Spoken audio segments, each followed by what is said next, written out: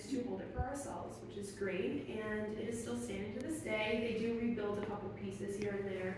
You can see here, there are some darker areas, and overall it's all white, and that is either due to the rebuilding or you can see the original structure of the church.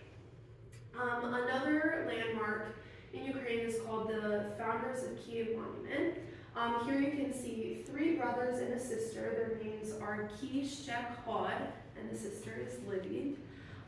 They essentially discovered Kyiv and came on a boat, and it goes to just, it is near the Dnipro, that is the river, that is the main river in Ukraine.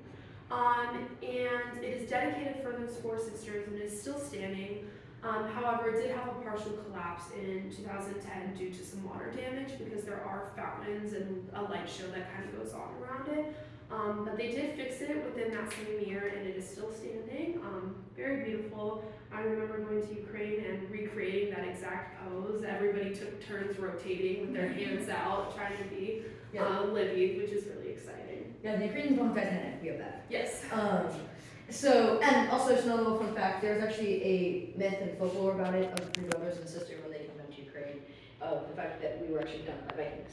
So it's like kind of folklore behind it. So then final kind of like the big thing they always hear about in Ukraine is the Zoloty Vorota, also in Kyiv. And these are called the Golden Gates. They were put in also in the 11th century, and it's said that they, Sobor, Sophії, and the Golden Gates were kind of built at the exact same time because they are in fact built by the same person. Yaroslav Yaroslav the Wise, he was a great king that served in the 11th century.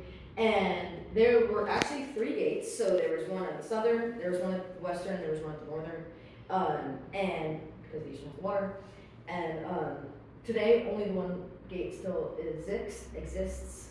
But essentially it was a huge fortification that lasted against the Tatars, against the Russians, against the Polskis, pretty much everything they wanted to attack Ukraine. This was the big gate that stopped them, and this was a huge fortification.